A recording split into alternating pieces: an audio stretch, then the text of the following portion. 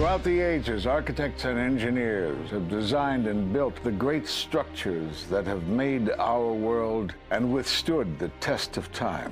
Hi, I'm Ed Asner. Welcome to Architects and Engineers. Let's look now at modern steel frame buildings. This is the Empire State Building, a marvel of modern architecture.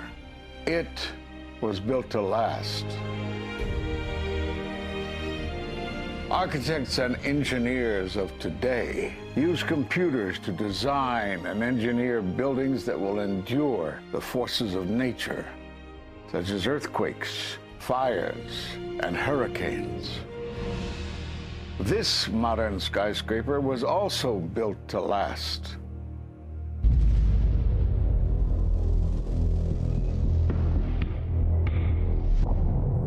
We've seen buildings completely destroyed like this before, but only when done intentionally.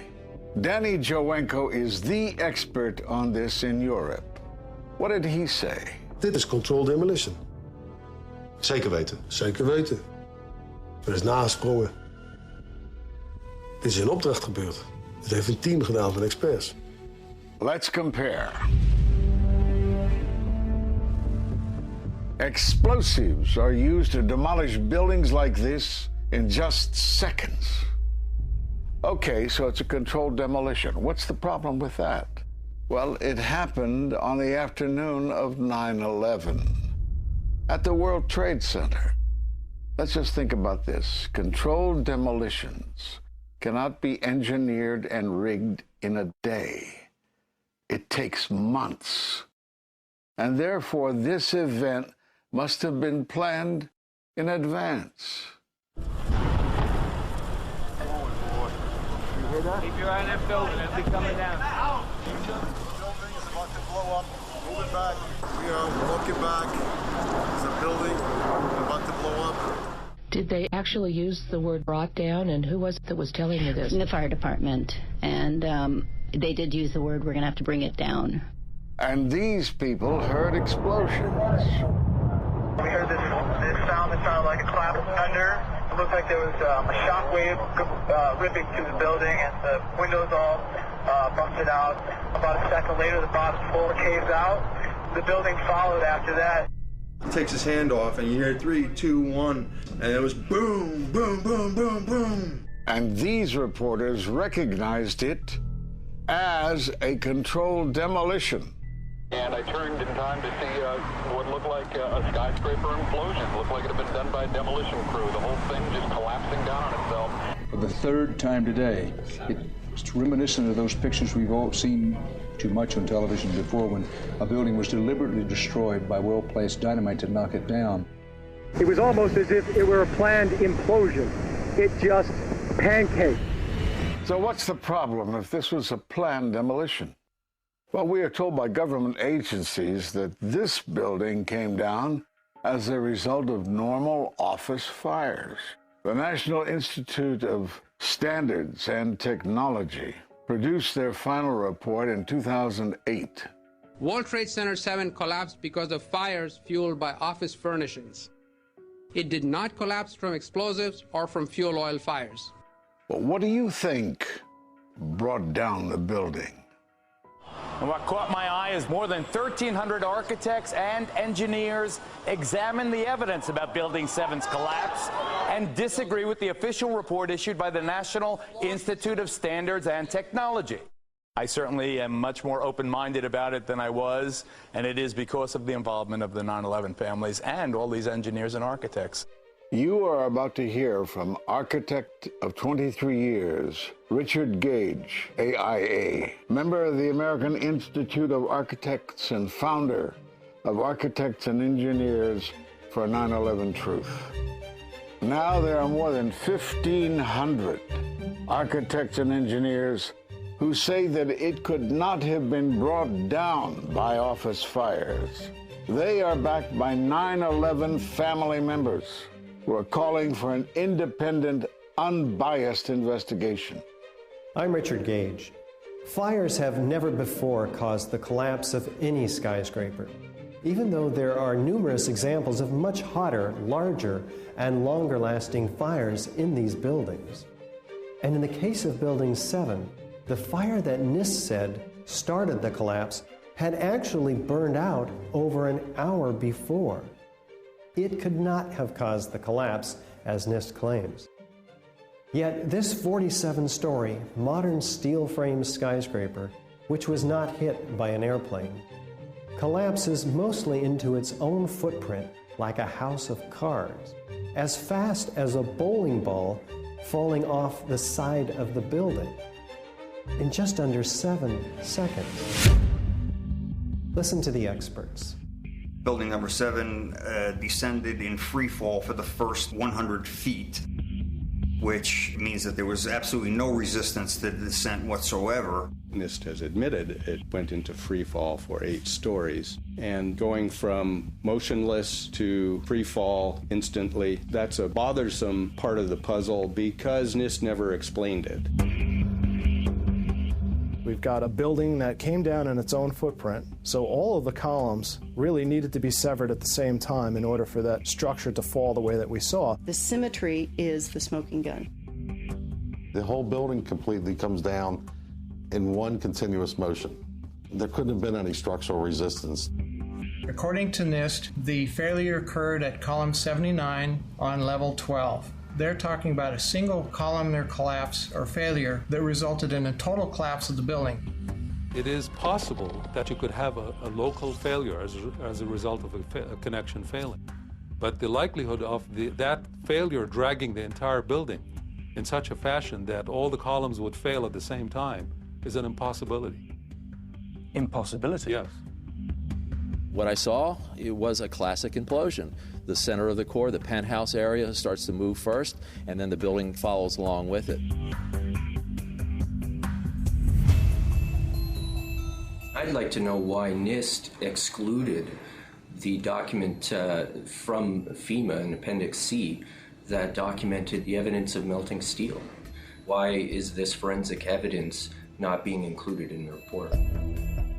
In an office fire, you cannot generate enough heat to melt steel.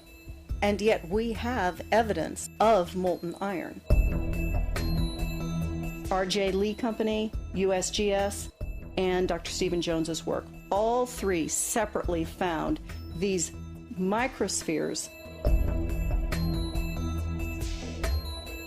In the dust, we found what we characterize as unreacted thermitic material in the shape of some very tiny red-gray chips, which have different properties, and in the reaction they produce molten iron, which is the prime indication of a thermitic reaction. And such a reaction can be used to destroy steel structures.